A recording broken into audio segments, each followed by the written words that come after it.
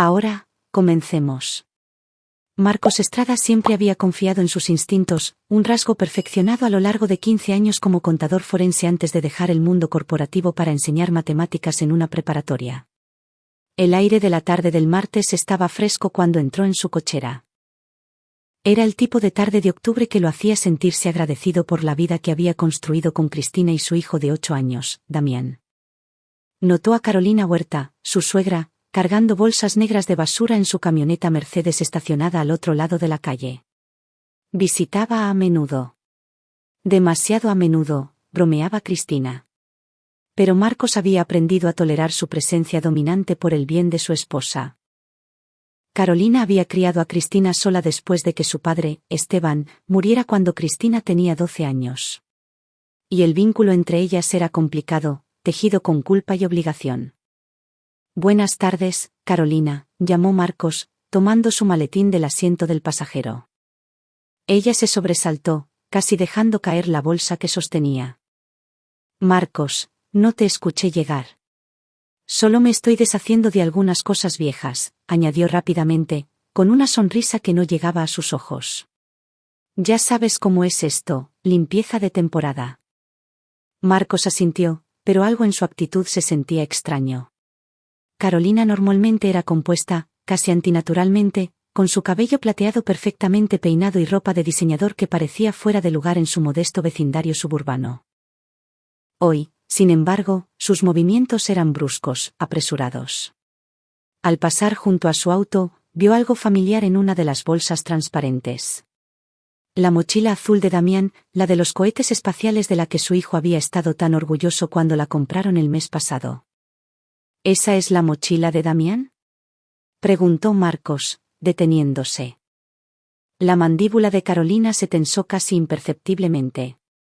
Oh, esa cosa vieja. Se está desmoronando. Le compré una nueva. Esto es solo basura. Marcos sintió un dedo frío de inquietud recorrer su columna vertebral. Damián llevó esa mochila a tu casa ayer para la pijamada. Le encanta esa mochila. Los niños son caprichosos, Marcos. Ni siquiera preguntó por ella cuando lo dejé en la escuela esta mañana. Ella se movió para cerrar la cajuela, pero Marcos ya estaba alcanzando la bolsa. Me gustaría conservarla por razones sentimentales.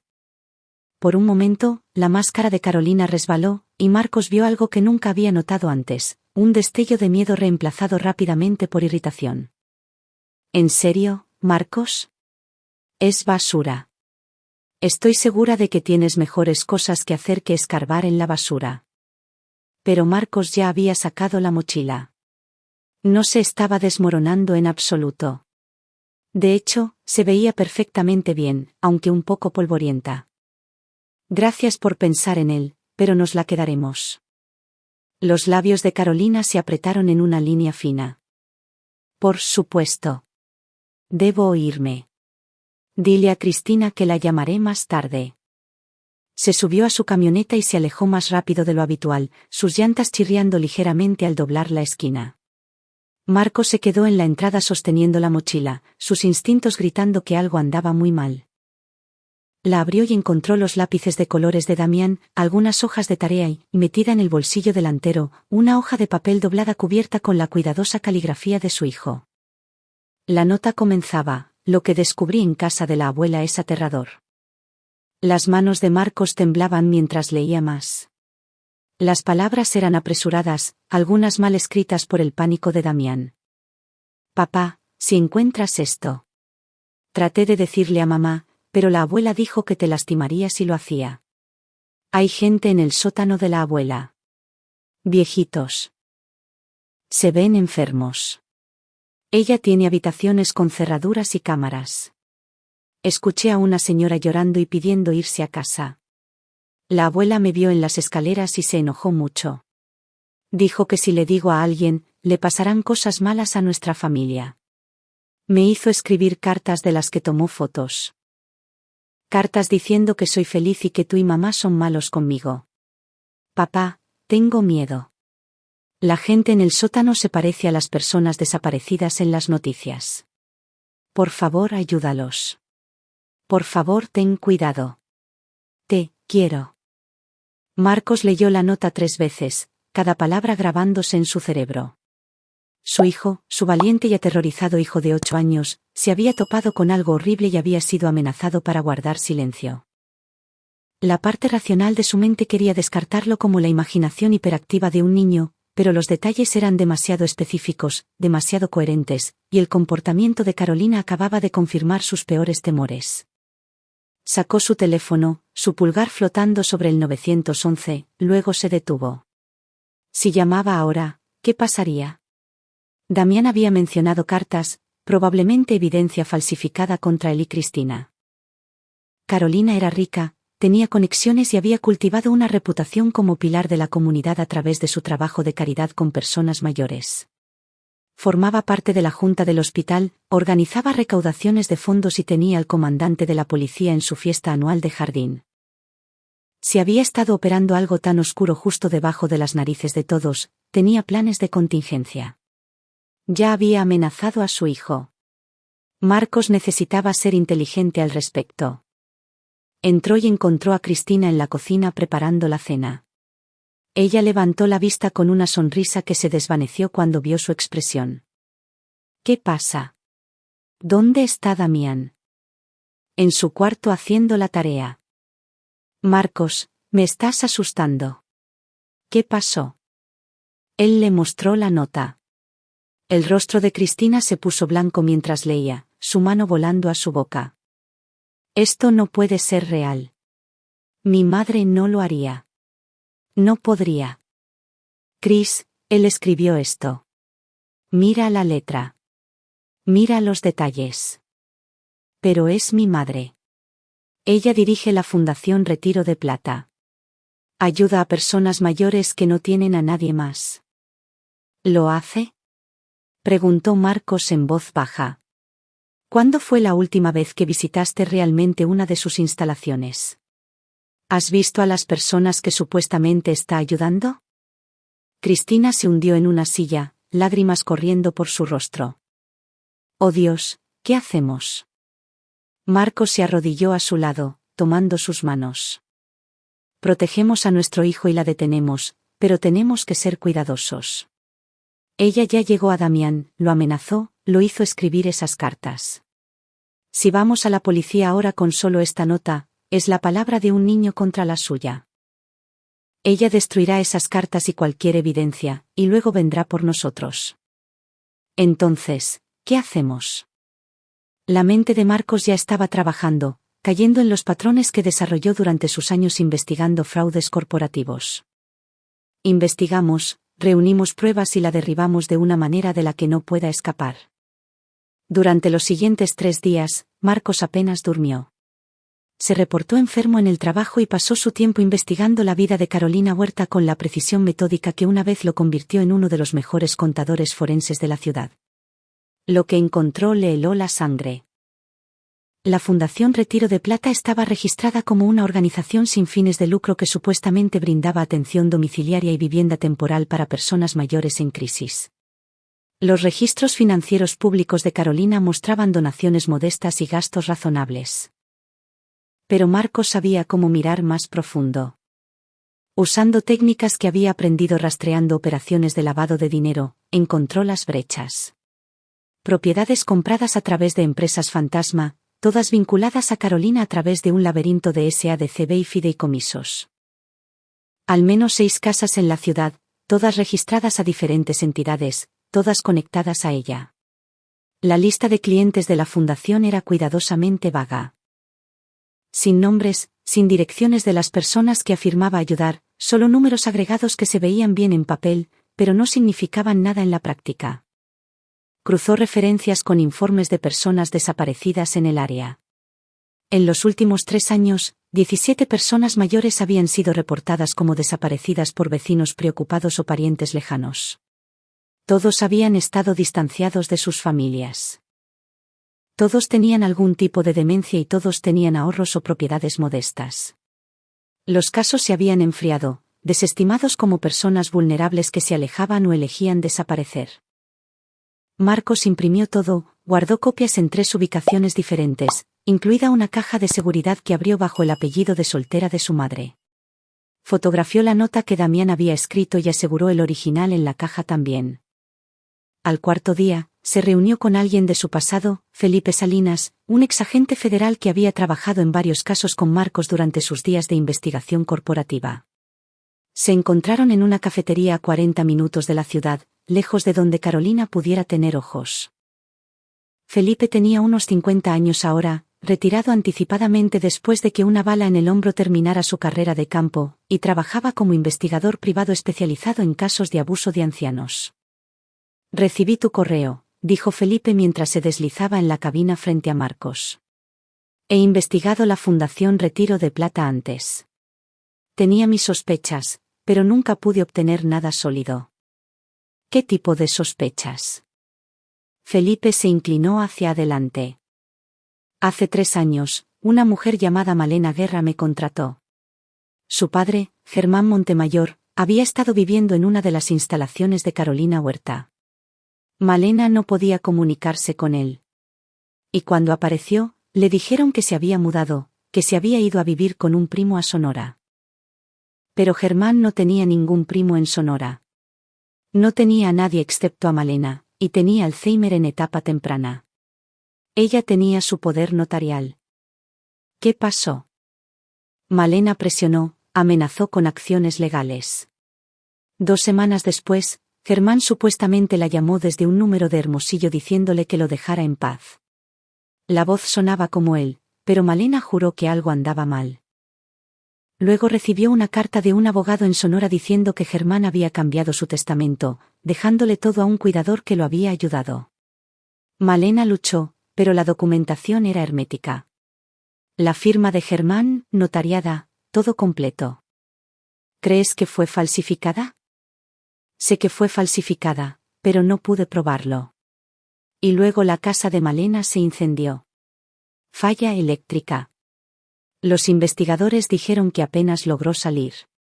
Después de eso, abandonó el caso, tomó el poco dinero del seguro que obtuvo y se mudó a Canadá. Marcos se sintió enfermo. Carolina la amenazó. O algo peor. La cosa es, Marcos, he rastreado patrones similares. Personas mayores aisladas, activos modestos, todos conectados a la red de Carolina. Desaparecen del sistema. Sus activos se transfieren y nunca se les vuelve a ver. Pero nunca pude entrar, nunca pude obtener pruebas. Ella está protegida. El comandante de la policía, el juez Claudio Campos, la mitad del cabildo de la ciudad. Todos apoyan su fundación. Ella tira dinero a las campañas correctas, organiza las fiestas correctas. Mi hijo encontró algo, dijo Marcos en voz baja. Vio gente en su sótano. Escribió una nota diciendo que se parecían a las personas desaparecidas en las noticias. La expresión de Felipe se endureció. Jesús, Marcos. Si ella sabe que tu hijo vio, ella sabe. Lo amenazó. Lo hizo escribir cartas implicándome a mí y a mi esposa. Probablemente un seguro en caso de que hablemos. Necesitas sacar a tu familia de aquí. Ahora. Huir no salvará a esas personas en su sótano. Y no evitará que ella venga por nosotros eventualmente. Felipe lo estudió por un largo momento. ¿Qué estás pensando? Estoy pensando que necesito hacer lo que la ley no puede. Necesito entrar en su operación, obtener evidencia tan abrumadora que ni sus amigos puedan protegerla, y necesito hacerlo de una manera que mantenga a mi familia a salvo. Eso no es solo peligroso, Marcos. Eso es probablemente ilegal. Marcos lo miró fijamente a los ojos. Fui contador forense durante 15 años. Sé cómo hacer que las cosas ilegales parezcan legales y las cosas legales parezcan ilegales. Sé cómo manipular registros financieros, crear rastros de papel, hacer que la evidencia aparezca o desaparezca. Simplemente nunca usé esas habilidades para nada excepto para encontrar la verdad. Pero por mi hijo, por esas personas sufriendo en su sótano, usaré cada truco sucio que haya aprendido. Felipe guardó silencio por un momento. Estoy oficialmente retirado, así que no puedo involucrarme en ninguna capacidad oficial. Pero extraoficialmente, he estado esperando 3 años para que alguien derribe a Carolina Huerta. Lo que necesites, cuenta conmigo. Marcos pasó la siguiente semana interpretando el papel del yerno despistado mientras mapeaba secretamente toda la operación de Carolina. Cristina luchó con la disonancia cognitiva de investigar a su propia madre, pero había visto el miedo en los ojos de Damián cuando le preguntaron suavemente sobre su pijamada. Su hijo apenas había podido hablar de ello, temblando y llorando, y eso había endurecido la determinación de Cristina. Mantuvieron a Damián alejado de Carolina, poniendo excusas sobre una agenda ocupada, un virus estomacal, tutorías extra. Carolina llamaba repetidamente, su voz volviéndose más aguda con cada conversación, pero Cristina se mantuvo firme. Marcos descubrió que la operación de Carolina era aún más sofisticada de lo que había pensado inicialmente. Ella apuntaba a personas mayores a través de programas de alcance comunitario, ofreciendo exámenes de salud gratuitos y evaluaciones de seguridad en el hogar. Identificaba a aquellos que estaban aislados, mostrando signos tempranos de demencia y que tenían activos que valía la pena tomar. Luego los trasladaba a sus instalaciones de cuidado, las casas que poseía a través de empresas fantasma. Una vez dentro, eran drogados, mantenidos dóciles y robados sistemáticamente. Los obligaba a firmar documentos transfiriendo sus propiedades y ahorros. Aquellos que se resistían o estaban demasiado idos para firmar cualquier cosa, simplemente desaparecían. Marcos encontró certificados de defunción de 4 personas que habían estado bajo el cuidado de Carolina. Todos enumeraban causas naturales, todos firmados por el mismo médico, el doctor Domingo Vicente, quien servía en la junta de la Fundación Retiro de Plata y recibía una generosa tarifa de consultoría. Pero las personas que Damián había visto en el sótano no estaban en ningún registro oficial. Eran fantasmas. Personas que Carolina mantenía vivas por alguna razón que Marcos aún no había determinado. El avance llegó cuando Felipe hackeó el correo electrónico de Carolina. No admisible en la corte, pero útil para inteligencia. Encontraron correspondencia con un hombre llamado Beto Valdés, quien dirigía una operación similar en Monterrey. Los correos electrónicos eran cuidadosamente redactados, pero lo suficientemente claros para cualquiera que leyera entre líneas. Carolina y Beto eran parte de una red más grande, múltiples personas en diferentes estados ejecutando estafas coordinadas dirigidas a los ancianos. Y había algo más. Correos electrónicos sobre nuevas oportunidades y prospectos más jóvenes. Planeaban expandirse para apuntar a niños de hogares de acogida y familias rotas, niños que no serían extrañados.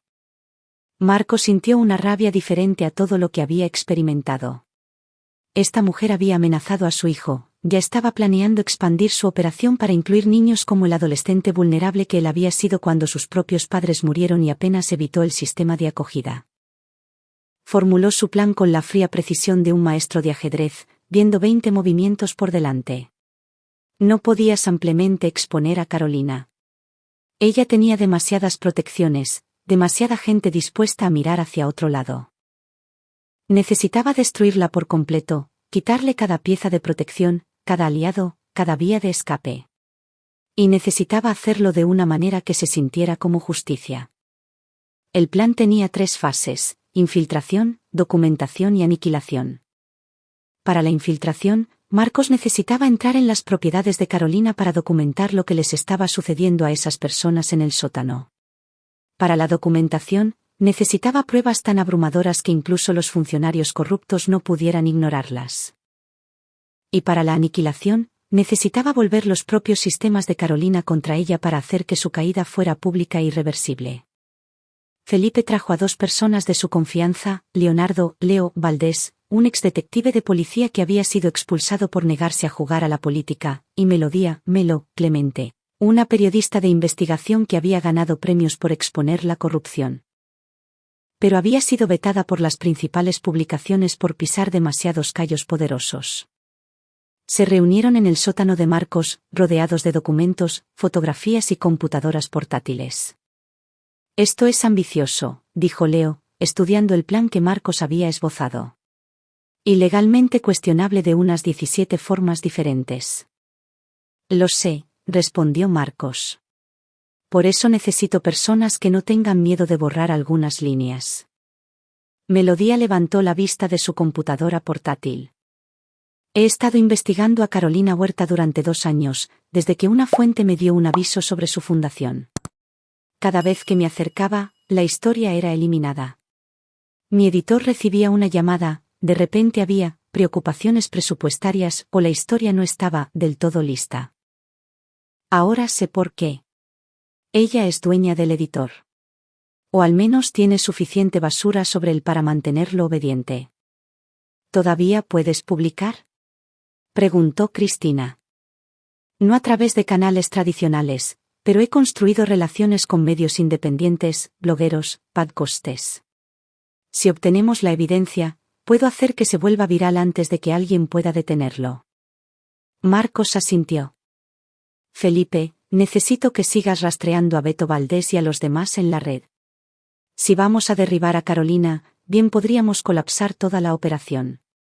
Leo, necesito que identifiques qué policías y funcionarios son realmente corruptos frente a cuáles son simplemente ignorantes.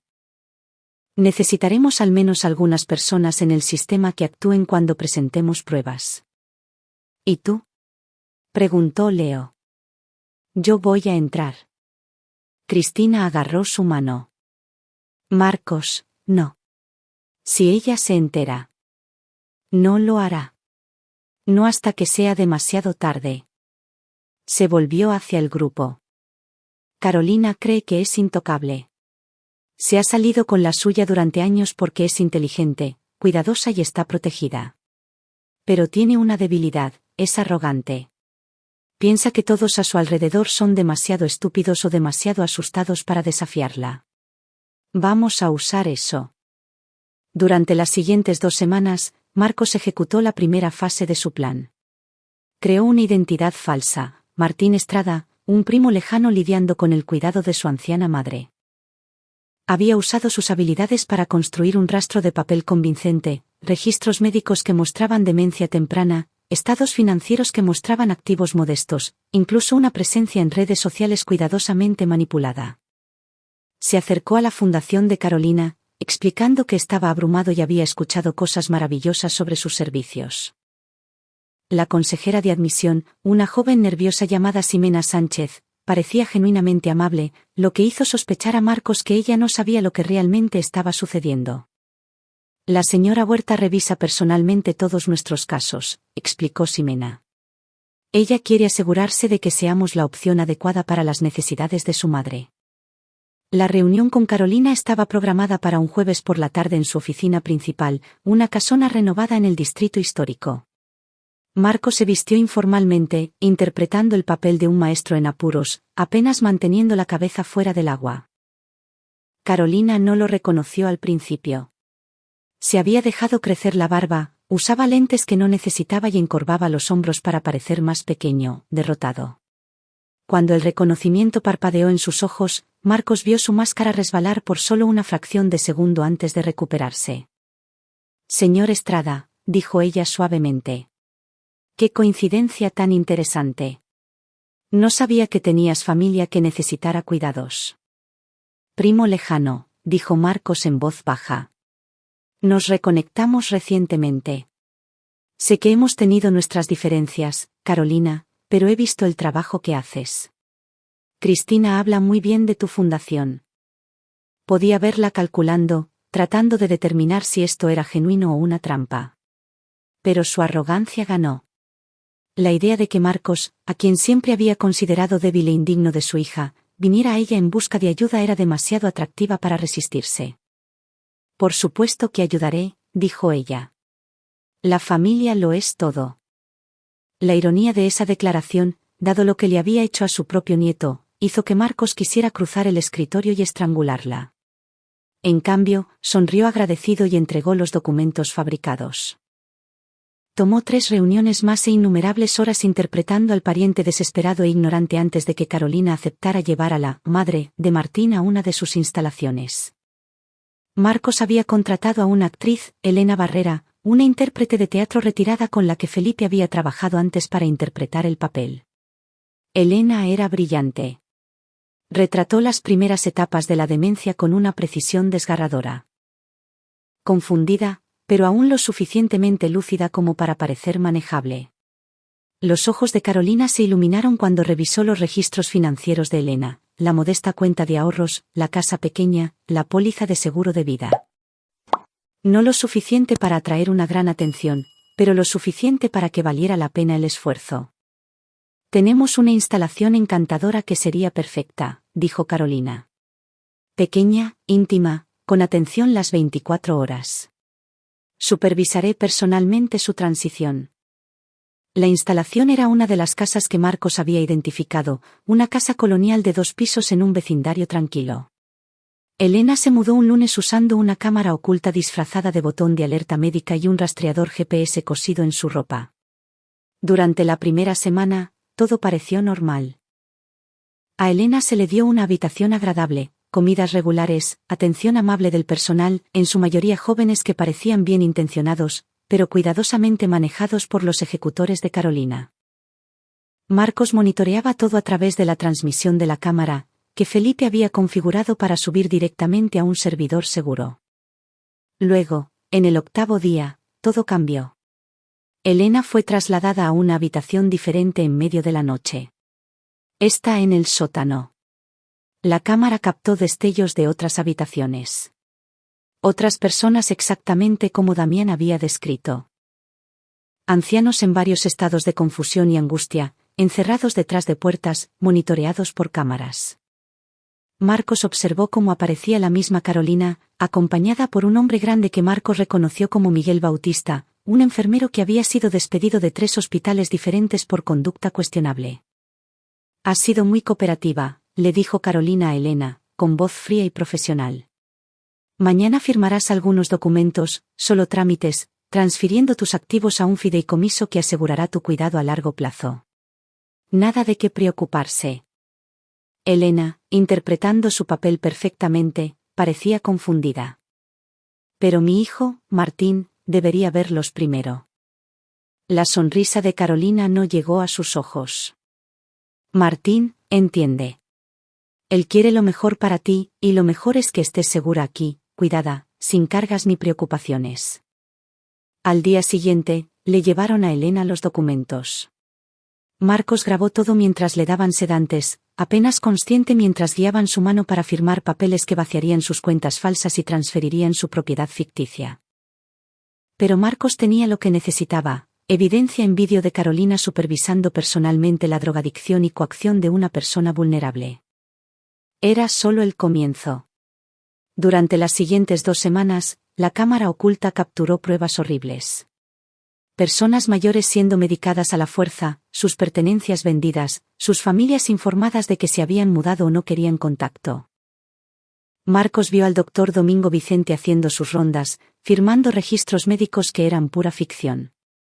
Vio a Carolina reuniéndose con Beto Valdés y otros discutiendo su inventario y rendimientos como si fueran productos, no seres humanos. Y vio el sótano donde había estado Damián. La sección especial donde Carolina mantenía a las personas que todavía eran útiles pero no podían ser procesadas normalmente. Personas cuyas familias todavía las buscaban, cuyas desapariciones habían salido en las noticias. Los mantenía drogados y ocultos, esperando hasta que la atención disminuyera antes de hacerlos desaparecer permanentemente. Marcos recopiló todo, construyendo un caso tan completo que incluso los protectores de Carolina no pudieran ignorarlo. Pero sabía que la evidencia por sí sola podría no ser suficiente. Necesitaba quitarle su protección primero. Ahí es donde entraron sus habilidades de contabilidad forense. Marcos siempre había sido mejor siguiendo el dinero de lo que la mayoría de la gente pensaba. Había construido su carrera encontrando cuentas ocultas, empresas fantasma y contabilidad creativa que oscurecía la verdad. Ahora usaba esas habilidades a la inversa. Hackeó los sistemas financieros de Carolina, no directamente, lo que dejaría rastros, sino a través de una serie de ataques proxy que Felipe ayudó a orquestar. Una vez dentro, no solo copió la evidencia de sus crímenes. Creó nueva evidencia, documentos falsificados que mostraban que Carolina había estado malversando fondos de su propia fundación y pagando sobornos a funcionarios. Pero aquí estaba el genio, no lo hizo obvio. La malversación estaba enterrada en informes de gastos de aspecto realista.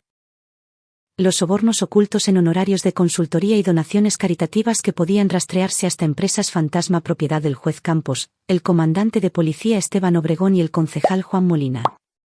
Todas personas que protegían a Carolina. Luego Marcos hizo algo aún más audaz. Creó evidencia que sugería que Carolina estaba a punto de voltearse, de delatar a sus protectores a cambio de una sentencia más ligera. Correos electrónicos falsos a fiscales, borradores de acuerdos de inmunidad, grabaciones de conversaciones que nunca sucedieron pero sonaban completamente plausibles. Filtró estos documentos fabricados a través de canales anónimos a las mismas personas en las que Carolina confiaba para su protección. Dejarles pensar que ella estaba a punto de traicionarlos. Dejar que se volvieran contra ella antes de que ella pudiera volverse contra ellos. El plan era arriesgado, éticamente cuestionable y probablemente ilegal. Pero Marcos hacía mucho que había dejado de preocuparse por las reglas. Las reglas no habían protegido a esas personas en el sótano de Carolina. Las reglas no habían protegido a su hijo de ser traumatizado y amenazado. Las reglas solo protegían a personas como Carolina. Así que Marcos hizo sus propias reglas. Las fichas de dominó comenzaron a caer un miércoles por la mañana, 3 semanas después de que Elena hubiera sido colocada en las instalaciones de Carolina. El comandante de policía Obregón, convencido de que Carolina estaba a punto de implicarlo en sobornos, lanzó preventivamente una investigación sobre la Fundación Retiro de Plata, tratando de distanciarse de ella antes de que pudiera arrastrarlo. El juez Campos, igualmente convencido de la inminente traición de Carolina, comenzó a revisar discretamente los casos relacionados con su fundación, buscando motivos para afirmar que había sido engañado. Los miembros del cabildo que la habían apoyado repentinamente tuvieron conflictos de agenda y no pudieron asistir a sus recaudaciones de fondos. La protección de Carolina se evaporó de la noche a la mañana, y ella ni siquiera entendía por qué. Mientras tanto, Leo había identificado a varios policías honestos y fiscales de bajo nivel que habían sido mantenidos fuera del circuito por sus superiores corruptos. Marcos, a través de Felipe, les proporcionó anónimamente la evidencia genuina, los vídeos de la cámara de Elena, los registros financieros que mostraban los crímenes reales, el patrón documentado de personas mayores desapareciendo bajo el cuidado de Carolina. El detective Cristian Bonilla, una estrella en ascenso en el departamento que había estado calladamente furioso por los casos cerrados por razones políticas, saltó sobre la evidencia. Consiguió órdenes judiciales, reunió a un equipo de oficiales en los que confiaba y se preparó para allanar las instalaciones de Carolina. Pero Marcos no había terminado. La noche antes de que estuvieran programados los allanamientos, hizo algo que lo perseguiría por el resto de su vida. Algo que sabía que cruzaba una línea que nunca podría descruzar. Fue a la casa de Carolina. Eran las 2 de la madrugada, oscuro y silencioso. Marcos había estudiado su sistema de seguridad durante semanas, conocía sus vulnerabilidades, sus puntos ciegos. Lo desactivó con herramientas que Felipe le había proporcionado, herramientas que definitivamente no eran legales de poseer. Adentro, la casa era exactamente como Damián la había descrito, elegante en el primer piso con muebles caros y arte de buen gusto. Pero la puerta del sótano era de acero reforzado con 3 cerraduras diferentes. Marcos las forzó, otra habilidad que había aprendido de Felipe. El sótano tenía clima controlado, dividido en varias habitaciones. Las primeras contenían almacenamiento, pero en la parte de atrás, detrás de otra puerta cerrada, los encontró. 6 personas, ancianas y confundidas, en varios estados de conciencia. Algunos dormían, otros miraban fijamente las paredes. Sus habitaciones tenían camas y muebles básicos, pero eran esencialmente celdas monitoreadas por cámaras que alimentaban el servidor privado de Carolina. Marcos reconoció a 3 de ellos de los informes de personas desaparecidas. Germán Montemayor, el padre de Malena Guerra, era uno de ellos, vivo, pero apenas consciente, drogado hasta la docilidad. Los otros eran extraños, pero cada uno tenía la misma mirada hueca y derrotada. Podría haber llamado a la policía en ese momento, podría haber dejado que el sistema lo manejara, pero había venido aquí por algo más. Encontró la oficina privada de Carolina en la esquina del sótano detrás de una puerta marcada como almacenamiento. Adentro había archivadores llenos de documentos, los registros reales, los que ella nunca se atrevería a guardar en sus oficinas oficiales. Prueba de cada crimen, cada víctima, cada peso robado y más. Comunicaciones con Beto Valdés y otros en la red. Planes de expansión. Discusiones sobre abastecimiento de niños de hogares de acogida. Marcos fotografió todo, lo subió al servidor seguro, pero también tomó los originales, todos ellos, cada pieza de evidencia que Carolina pudiera usar para protegerse o hacer tratos. Entonces escuchó pasos arriba. Carolina había llegado a casa temprano, o tal vez nunca se fue. Marcos la escuchó moverse y luego su voz, aguda por la ira, hablando por teléfono. No me importa lo que crean que tienen. Mis abogados enterrarán esto. Solo necesitas asegurarte de que esos detectives sean reasignados antes de que puedan ejecutar cualquier orden. Todavía estaba tratando de mover sus conexiones. Todavía convencida de que podía controlar la situación. Marcos se deslizó por la puerta exterior del sótano, volviendo a cerrar todo detrás de él. Pero antes de irse, hizo una cosa más. Desconectó las líneas de suero de los 6 prisioneros, asegurándose cuidadosamente de no dañarlos. Dejó la puerta del sótano abierta desde el interior e hizo una llamada anónima al 911, reportando sonidos de angustia desde la dirección de Carolina Huerta. Luego desapareció en la noche. Los allanamientos ocurrieron al amanecer, coordinados en 6 propiedades simultáneamente. El detective Bonilla dirigió el equipo en la casa de Carolina, donde la encontraron en el sótano tratando frenéticamente de reconectar las líneas de suero a las 6 personas que Marcos había liberado. Fue literalmente atrapada con las manos en la masa en el acto de drogar a víctimas de secuestro. En las otras instalaciones, los oficiales encontraron más víctimas, más evidencia. Elena Barrera, aún usando su cámara oculta, fue rescatada dramáticamente, dando una entrevista llorosa a Melodía Clemente, quien casualmente estaba allí con el equipo de cámara. La historia explotó. Melodía había preparado su reportaje perfectamente, lanzándolo a través de múltiples plataformas independientes simultáneamente. En horas, se había compartido millones de veces. Los vídeos de la cámara de Elena, los registros financieros, los casos de personas desaparecidas, todo conectado. Fue abrumador, innegable y, lo más importante, fue público antes de que alguien pudiera enterrarlo. Carolina fue arrestada, acusada de secuestro, fraude, abuso de ancianos, encarcelamiento falso y una docena de otros crímenes. El doctor Domingo Vicente fue arrestado en su casa.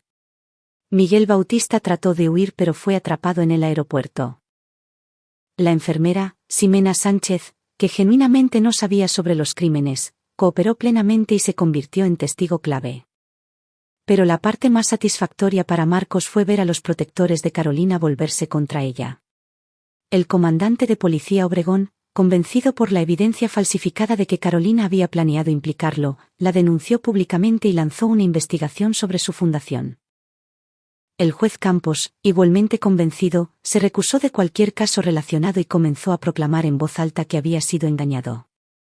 Estaban cubriendo sus propios traseros, pero lo estaban haciendo sumando a la montaña de evidencia contra Carolina. Y debido a que Marcos había sido tan cuidadoso con sus falsificaciones, nunca descubrirían que la evidencia de Carolina planeando traicionarlos había sido manufacturada.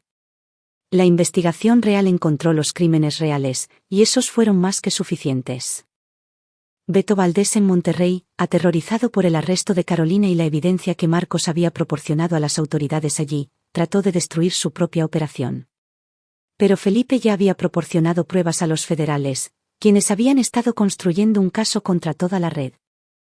Beto fue arrestado en medio del encubrimiento, lo que solo empeoró las cosas para él. A través de 4 estados la red colapsó. 19 personas fueron arrestadas. 47 víctimas fueron recuperadas y reunidas con sus familias o colocadas en cuidados legítimos. Germán Montemayor, apenas consciente después de años de ser drogado, se reunió con su hija Malena, quien voló desde Canadá. Marcos observó desde la distancia mientras ella sollozaba sobre la cama de hospital de su padre y sintió algo parecido a la paz asentarse en su pecho. Cristina había luchado durante todo el proceso, dividida entre la madre que creía conocer y el monstruo en el que esa madre se había convertido. Cuando finalmente vieron el juicio juntos, escuchando a víctima tras víctima testificar sobre lo que Carolina había hecho, Cristina lloró por la madre que había perdido y la ilusión en la que creía. Pero también se hizo más fuerte. Testificó contra su madre, explicando cómo Carolina había amenazado a Damián, cómo había manipulado a su propia familia. Fue lo más difícil que había hecho en su vida, pero también lo más necesario. Damián, con la ayuda de un terapeuta, se recuperó lentamente del trauma de lo que había visto. Estaba orgulloso de su padre, orgulloso de que su nota hubiera ayudado a salvar personas. Marcos se aseguró de decirle todos los días que era valiente, que había hecho lo correcto, que los adultos en su vida siempre lo protegerían. El juicio duró 3 meses. Los costosos abogados de Carolina intentaron todo, alegando abuso de ancianos por parte de sus víctimas, sugiriendo que le habían robado, incluso intentando pintar a Marcos como un justiciero que había plantado evidencia. Pero la evidencia era demasiado abrumadora. Imágenes de vídeo, registros financieros, testimonios de docenas de testigos. El jurado deliberó durante solo 4 horas antes de devolver veredictos de culpabilidad en todos los cargos. En la sentencia, la juez, no Campos, sino una jurista legítima llamada Carla Ortiz, quien se había hecho cargo del caso, miró a Carolina con algo parecido al asco. Señora Huerta, usted se aprovechó de los miembros más vulnerables de nuestra sociedad. Les robó su dignidad, su autonomía, sus vidas. Traumatizó a un niño, su propio nieto, para proteger sus crímenes. Corrompió instituciones destinadas a proteger a las personas. El daño que ha causado es incalculable. La juez Ortiz sentenció a Carolina a 45 años de prisión sin posibilidad de libertad condicional. A los 73 años, era efectivamente una cadena perpetua. Mientras Carolina era llevada esposada, miró a Marcos con un odio tan puro que era casi físico. Ella sabía de alguna manera. Sabía que él había sido el arquitecto de su caída. Incluso si no podía probarlo, Marcos sostuvo su mirada firmemente, sin inmutarse. Que lo supiera. Que pasara el resto de su vida en una celda, sabiendo que el yerno que había descartado como débil la había destruido. 6 meses después, Marcos estaba en su patio trasero viendo a Damián jugar con su nuevo cachorro. Cristina estaba a su lado, con su mano en la de él, más fuerte de lo que había sido antes de que todo se desmoronara. Felipe había cerrado su investigación, satisfecho de que se hubiera hecho justicia. Leo había sido ascendido a sargento en una reorganización del departamento que limpió los elementos corruptos. Melodía ganó un premio nacional de periodismo por su reportaje, que había provocado una conversación nacional sobre el abuso de ancianos y la supervisión regulatoria de las instalaciones de cuidado. La investigación policial sobre los crímenes de Carolina nunca había descubierto del todo cómo cierta evidencia había aparecido en ciertos lugares, o cómo algunos de sus protectores habían sido convencidos de que ella planeaba traicionarlos. Había inconsistencias, cosas que no cuadraban del todo. El detective Bonilla, que era más inteligente que la mayoría, se había acercado a Marcos una vez, haciendo preguntas cuidadosas sobre sus movimientos durante la investigación. Marcos había respondido con la verdad. Había estado en casa con su familia, preocupado por su hijo, lidiando con el estrés del arresto de su suegra. Bonilla lo había estudiado por un largo momento, luego asintió. Cosa curiosa, había dicho. Parte de la evidencia contra la señora Huerta era casi demasiado perfecta, como si alguien que realmente entendiera los delitos financieros la hubiera armado.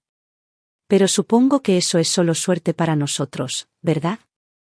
Supongo que sí, había respondido Marcos.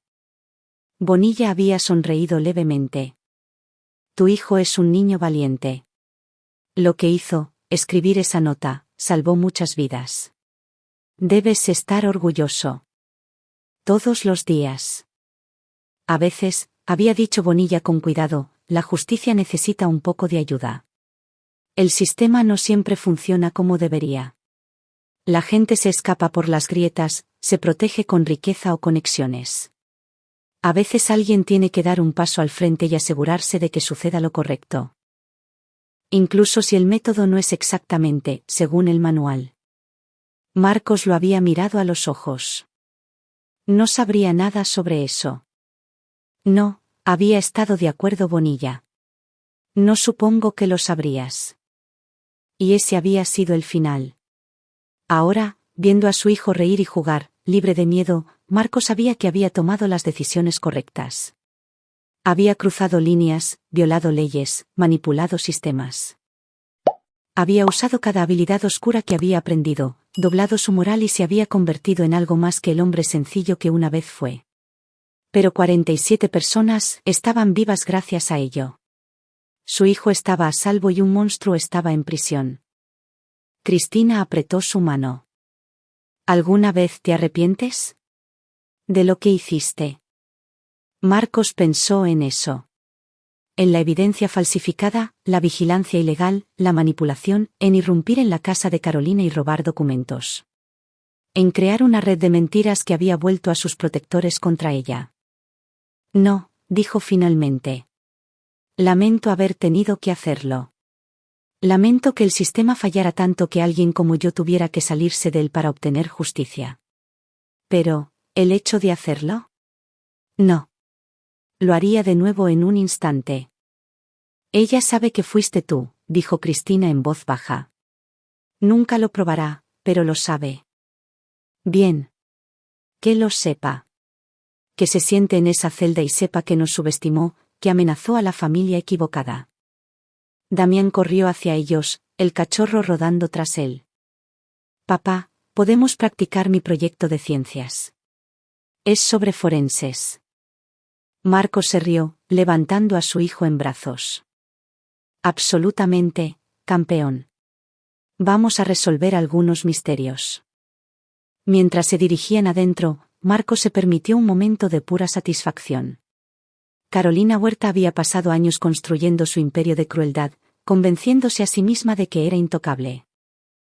Había amenazado a su hijo, aterrorizado a personas vulnerables, corrompido sistemas destinados a proteger a los inocentes. Y Marcos Estrada, el tranquilo maestro de matemáticas y excontador forense a quien ella nunca había tomado en serio, había desmantelado todo lo que ella había construido.